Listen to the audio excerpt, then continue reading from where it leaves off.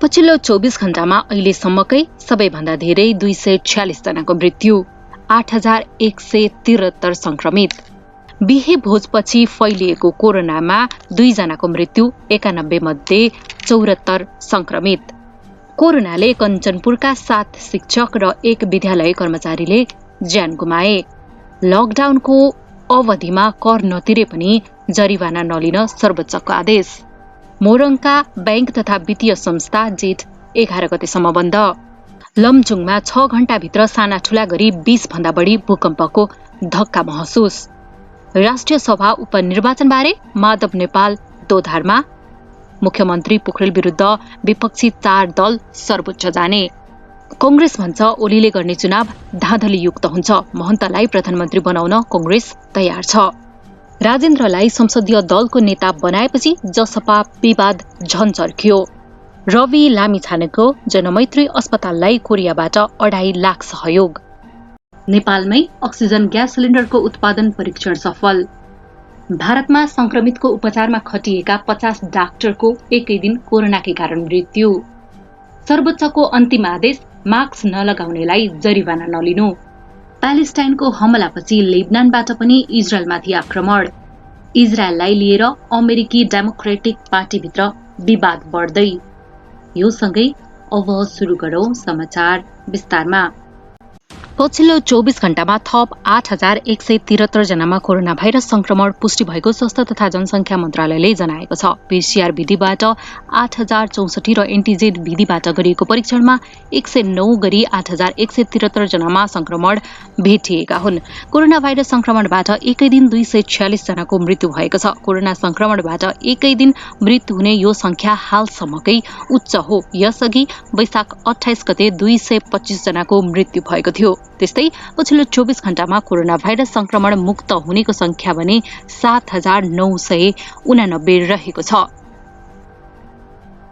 गुल्मीको काली गण्डकीमा विवाह भोजपछि फैलिएको कोरोनाबाट 2 जनाको मृत्यु भएको छ भने 74 जनामा संक्रमण देखिएको छ। काली गण्डकी नगरपालिका वडा नम्बर 5 मा 18 गते गरिएको विवाह भोजपछि गाउँलेहरूलाई कोरोनाका मिल्दाजुल्दा लक्षण देखिन थालेका थिए। स्थानीय जीवनदार माध्यमिक विद्यालयको शिक्षक समेत रहेका 50 वर्षीय पुरुषले 17 गते छोराको विवाह गराइदिए। दुलही लिन स्याङ्जाको गल्याङ नगरपालिकाको करदीपमा बडा सदस्य बम बहादुर पहराई सहित 30 जनाको समूह जन्ती बनेर गयो। सरकारले चैत्र 14 गते नै विद्यालय बन्द गरेर 25 जना भन्दा बढी जम्मा नहुन आग्रह गर्यो। प्रशासन कार्यालय गुल्मीले पनि त्यसभन्दा पहिला नै पटक पटक सूचना जारी गर्दै 25 जना भन्दा बढी जम्मा नहुन आग्रह गर्यो। तर कालीगण्डकी गाउँपालिका 5 का जनप्रतिनिधि र स्वयं परिवारले उक्त आग्रह मानेनन् र 18 गते कालीगण्डकीको वडा नम्बर 3, 4, 5 का गरी 500 जना जति सामूहिक भोजमा सहभागी भए। भोजमा कालीगण्डकी गाउँपालिकाका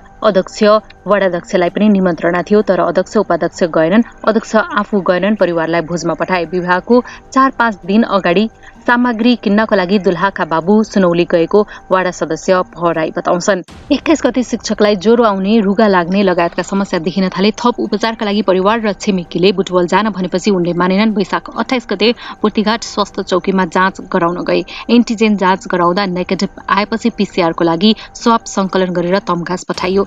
जेठ 1 गते 10 बजेपछि स्वाब परीक्षणमा समस्या देखियो भने होस गुमे जस्तो भयो। पूर्तिघाट स्वास्थ्य चौकीमा अक्सिजन नपाएपछि मर्मी स्थित एक निजी अस्पतालमा लगियो। सोही दिन राति अस्पतालले मृत्युको घोषणा गर्यो। कोरोना महामारीमा गरिएको विवाहपछि स्थानीयमा लक्षण देखिन सुरु गरेको वाडा सदस्य बम बहादुर बताउँछन्। स्थानीयलाई रुगा तथा पखाला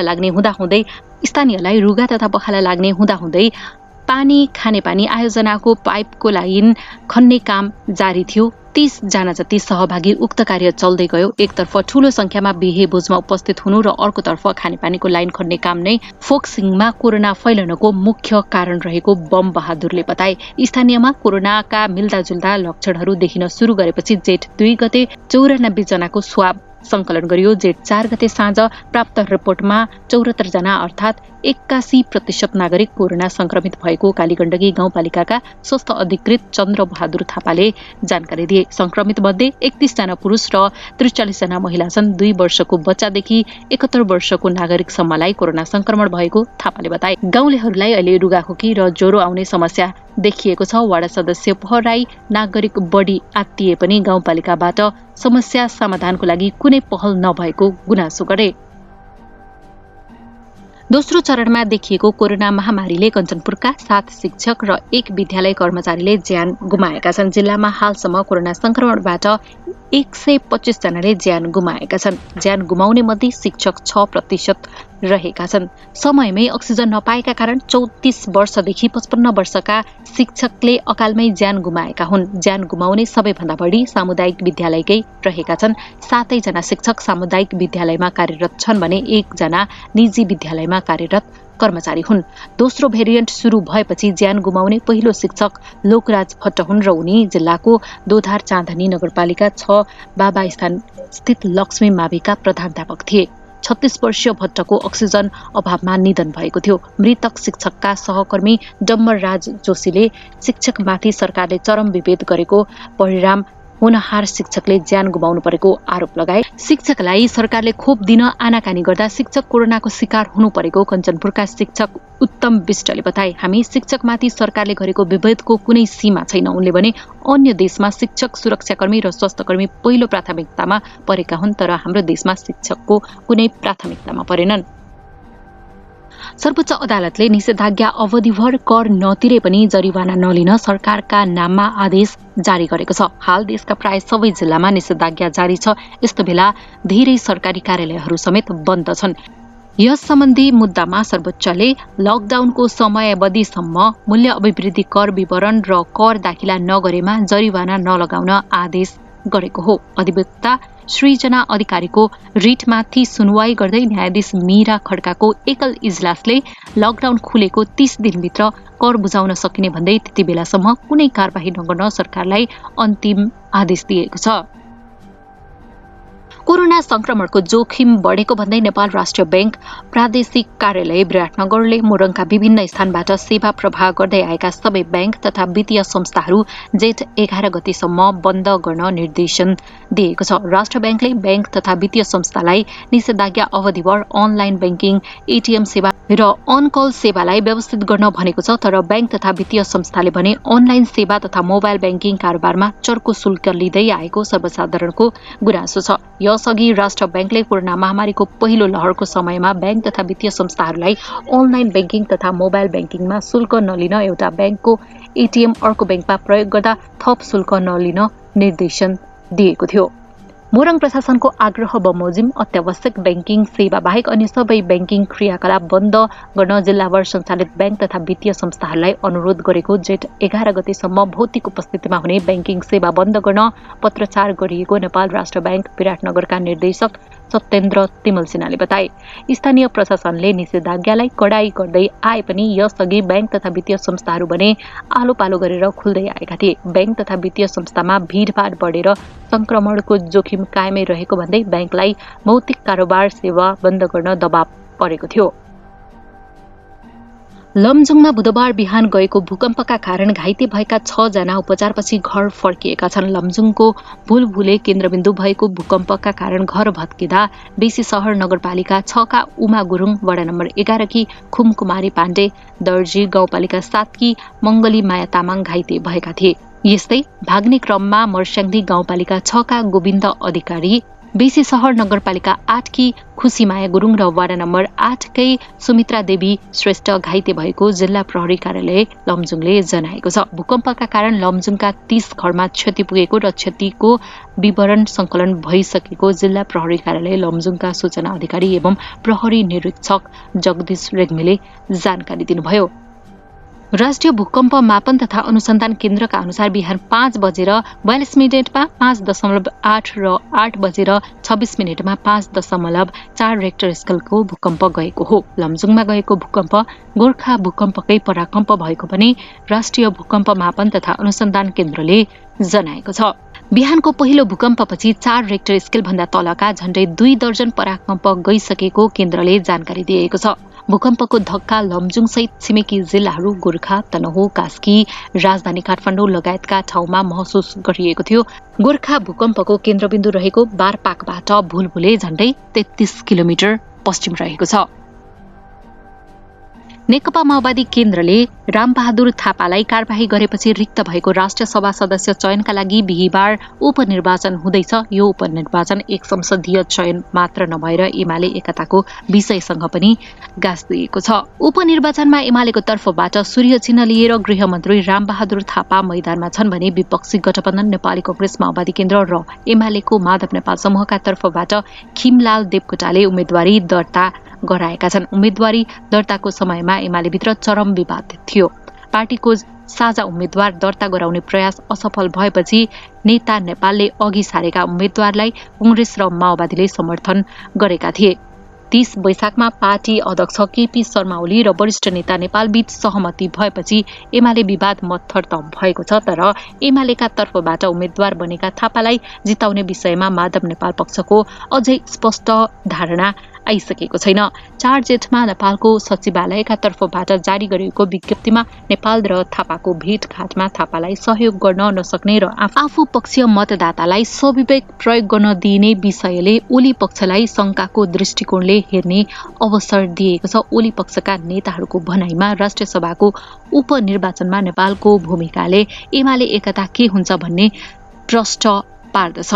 ओली पक्षका एक केन्द्रीय सदस्य राष्ट्रिय सभा उपनिर्वाचनपछि मात्र नेपालको मनस्थिति थाहा हुने बताउँछन्। माधव नेपाल मिल्छन् कि मिल्दैनन् अहिले कसरी भन्नु, यो राष्ट्रिय सभा निर्वाचनबाटै थाहा हुन्छ, ती केन्द्रीय सदस्य भन्छन्। माधव नेपालले एमालेको उम्मेद्वार रामबहादुर थापा नै भएकाले अन्य भ्रममा नपर्नु भनेर वक्तव्य दिनुपर्ने हुने। अब के गर्छन् अनि नतिजा के आउँछ त्यसपछि बल्द सबै कुरा प्रष्ट हुन्छ।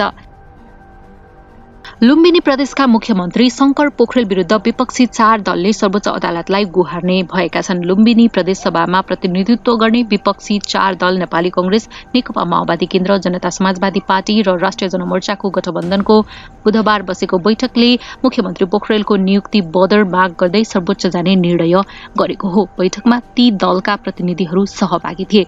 वैशाख 19 गते पोखरेल मुख्यमन्त्रीमा नियुक्ति भएका थिए। उनको नियुक्ति संविधानको मर्म र भावना विपरीत रहेको उक्त गठबन्धनको तर्क छ। प्रदेशसभामा बहुमत गुमाइसकेको अवस्थामा पोखरेललाई मुख्यमन्त्री नियुक्ति गरिएको भन्दै विपक्षी दलहरू प्रदेश प्रमुख धर्मराज यादवसँग रुष्ट छन्। नेपाली कांग्रेसका प्रभावशाली नेता संसद तथा पूर्व रक्षा मन्त्री भीमसेन दास प्रधानले देशले वर्तमान सरकारको विकल्प खोजेको भन्दै सहमतिको आधारमा जनता समाजवादी पार्टी नेपाललाई सरकारको नेतृत्व गर्न दिन सकिने धारणा अघि सारेका छन्। बिहान नेपाल रेडियो नेटवर्कबाट प्रसारण भएको नेपाली बहस कार्यक्रममा पत्रकार ऋषि धमलासँग कुरा गर्दै उनले ठाकुरलाई प्रधानमन्त्री स्वीकार गर्न आफूलाई कुनै आपत्ति नहुने पनि प्रश्न पारे। उनले भनेका छन्, महन्त ठाकुर त एउटा कांग्रेसको नै स्कुलिङबाट आउनु भएको हो र उहाँको पहिचान नै नेपाली कांग्रेसले दिएको हो। त्यसैले उहाँ मधेसको नेता नै हो र अहिलेसम्म मधेसले प्रधानमन्त्री पाएको नै छैन। त्यसकारण कांग्रेसलाई कुनै सघाउ पुर्याउला त्यसको पक्षमा सबै राजनीतिक दलहरूले सहमति जनाएर बसेको अवस्थामा त्यो काम गर्दा राम्रो हुन्छ उनले भने।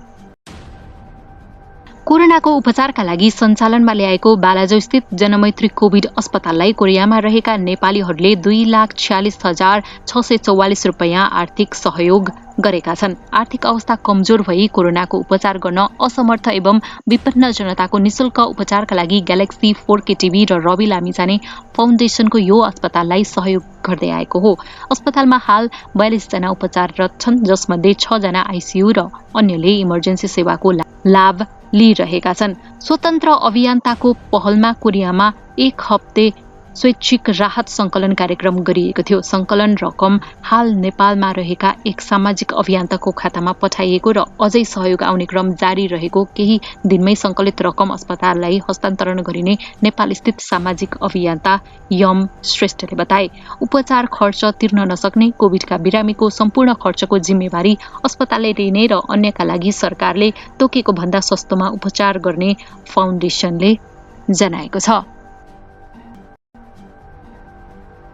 नेपाल विज्ञान तथा प्रविधि प्रतिष्ठान नास्टले नेपालमा पहिलो पटक अक्सिजन ग्यास सिलिन्डरको उत्पादन परीक्षण गरेको छ। कोभिड-19 को महामारी फैलिएको र अक्सिजन सिलिन्डरको अभाव भइरहेका बेला नयाँ सिलिन्डर निर्माण गरी परीक्षण गरिएको हो। शिक्षा मन्त्री कृष्ण गोपाल श्रेष्ठले उत्पादनको अवलोकन गरी परीक्षणको शुभारम्भ गरे। मन्त्री श्रेष्ठले सिलिन्डर उत्पादन गर्न सक्ने अवस्थाबारे जानकारी लिएपछि अक्सिजन बनाउन प्रयोग हुने जियोलाइटको अभाव पूर्ति गर्न सरकार गम्भीर रूपमा लाग्ने बताउँदै नास्टले अझै धेरै आविष्कार गर्न बाँकी रहेको जनाए। सो क्रममा सरकारको पूर्ण सहयोग हुने उनको प्रतिबद्धता थियो। मन्त्री श्रेष्ठले ठूला अस्पतालमा अक्सिजन उत्पादन प्लान्ट नहुनु विडम्बना भएको भन्दै भने विगतमा अस्पताल सञ्चालन अनुमति दिँदा अक्सिजन प्लान्टको व्यवस्था अस्पतालभित्र अनिवार्य हुनुपर्ने नियम बनाइएको भए आज अभावको समस्या भोग्नुपर्ने थिएन। परीक्षण सफल भएसँगै अब नेपालमा प्रेसर धान्न सक्ने सिलिन्डर उत्पादन गर्न विभिन्न कम्पनीलाई अनुमति दिइनेछ। नास्टका प्रविधि संकाय प्रमुख डाक्टर रविन्द्र ढकालले अब उत्पादन गर्ने कम्पनीसँग छलफल गरी व्यावसायिक उत्पादन गर्न अनुमति दिने बताए। उनका अनुसार नेपालमा पाइने सिलिन्डरको न्यूनतम मूल्य करिब 15,000 पर्ने भए नास्टको प्रविधि प्रयोग भएका सिलिन्डरको करिब 10,000 भन्दा कम मूल्य पर्नेछ। सर्वोच्च अदालतले मास्क नलगाएर घर बाहिर निस्कने व्यक्तिलाई जरिवाना गर्ने होल्डिङ सेन्टरमा राख्ने काम नगर्न अन्तिम आदेश जारी गरेको छ। न्यायाधीश दीपक कुमार कार्कीको इजलासले यस्तो आदेश जारी गरेको हो। कोरोना संक्रमण नियन्त्रणका लागि भन्दै प्रहरीले निषेधाज्ञाको समयमा मास्क नलगाउनेलाई जरिवाना तिराउने र घर बाहिर निस्कनेलाई केही समय उभ्याएर होल्ड गरेर राख्ने गरेको थियो। यस्तो काम संविधान तथा संक्रमक रोग ऐन 2020 को दफा 4 को व्यवस्थाको प्रतिकूल भएको सर्वोच्चको ठहर छ। संक्रमक रोग ऐन दफा 4 मा ऐन अन्तर्गत भए गरेको कसुरमा कारबाही र किनार गर्ने अधिकार प्रमुख जिल्ला अधिकारीलाई हुने व्यवस्था गरेको छ। अधिवक्ता सागर पौडेल लगायतले कतिपय विपन्न नागरिकले सहज पहुँचको अभावमा मास्क नलगाई हिँड्ने गरेकाले उनीहरूलाई जरिवाना र यातना दिन नहुने मागसहित निवेदन दर्ता गराएका थिए। मास्क र सेनिटाइजरलाई निशुल्क औषधिको सूचीमा राखेर समावेश गर्न समेत उनीहरूले माग गरेका थिए। इजरायल र प्यालेस्टाइनको चरमपन्थी हमास समूहबीच चरम संघर्ष चलिरहेका बेला लेबनान तर्फबाट पनि इजरायलमाथि आक्रमण भएको छ। सोमबार करिब मध्यरातको समयमा लेबनानबाट उत्तरी इजरायलतर्फ 6 रकेट प्रहार भएको छ। तर यी रकेटले सीमा पार गरेर इजरायलतर्फ आउन नसकेर लेबनानमै खसेको इजरायली डिफेन्स फोर्सलाई उद्धृत गर्दै टाइम्स अफ इजरायलले जनाएको छ। यसको जवाफमा इजरायलले पनि लेबनानतर्फ 20 भन्दा धेरै रकेट हानेको बताइएको छ। लेबनानतर्फबाट भएको आक्रमणमा केही हताहत भएको जानकारी भने छैन। लेबनानतिरबाट रकेट आक्रमण भएपछि उत्तरी इजरायलले सीमावर्ती क्षेत्रमा साइरन बज्न थालेका थिए। त्यसपछि इजरायली सुरक्षा बलले सीमासँग जोडिएका 4 किलोमिटर क्षेत्रका नागरिकलाई सुरक्षित स्थानमा सारेको थियो। लेबनानी सैन्य सूत्रले समाचार एजेन्सी एफएफपीलाई दक्षिण लेबनानको सेवा फर्म क्षेत्रबाट केही रकेट प्रहार भएको बताएको छ। इजरायलका सैन्य प्रवक्ता हिदाई जिल्भरयानले मंगलबार बिहान आफूलाई यो आक्रमण कुनै प्यालेस्टाइनी गुटले गरेको जस्तो लागेको बताए। इजरायली सुरक्षा बलले लेबनानको तर्फबाट यस प्रकारको आक्रमण जारी रहने आशंका गरेको छ, किनकि इजरायली सेनाले गाजामा लगातार आक्रमण गरिरहेको छ। अहिले इजरायली सेनाले 2014 मा जस्तै हावामाथि निरन्तर हवाई आक्रमण गरिरहेको छ। लेबनानमा तैनात संयुक्त राष्ट्रसङ्घको आन्तरिक बलले पनि दक्षिणी लेबनानको रास अल फौकर आसपासबाट रकेट हानिएको पुष्टि गरेको छ। लगत्तै राष्ट्रसङ्घीय बलले तत्काल लेबनानी र इजरायली सेना प्रमुखलाई सम्पर्क गरेर संयम रहन भनेको थियो। पछिल्लो 1 हप्तामा सीमापारी लेबनानबाट इजरायलमा रकेट आक्रमण भएको यो दोस्रो घटना हो। बिहिबार लेबनानबाट उत्तरी इजरायलमा 3 रकेट प्रहार भएका थिए, तर ती रकेट भूमध्य सागरमै खसे। लेबनानका हजिबुल्लाह लडाकुसँग इजरायल 2006 देखि लडिरहेको छ। यो गुटको दक्षिणी लेबनानमा पकड बलियो छ र उनीहरू इजरायलमाथि आक्रमण गरिरहेका छन्। लेबनानमा साना प्यालेस्टाइनी गुट पनि छन् जो इजरायलमाथि आक्रमण गरिरहेका छन्। इजरायललाई लिएर अमेरिकी डेमोक्रेटिक पार्टीभित्र विवाद बढेको छ। इजरायलले प्यालेस्टाइनमाथि गरेको आक्रमणको अमेरिकी राष्ट्रपति जो बाइडेनले कडा कदम नचालेपछि उनको पार्टीभित्र विवाद बढेको हो। केही डेमोक्रेटिक संसदहरूले बाइडेनलाई प्रभावकारी रूपमा इजरायल प्यालेस्टाइन बीचको संघर्षमा मध्यस्थता गर्न दबाब दिइरहेका छन्। केही संसदले इजरायललाई 73 करोड 50 लाख अमेरिकी डलरको हतियार सम्बन्धी सम्झौता रद्द गर्न समेत भनेका छन्।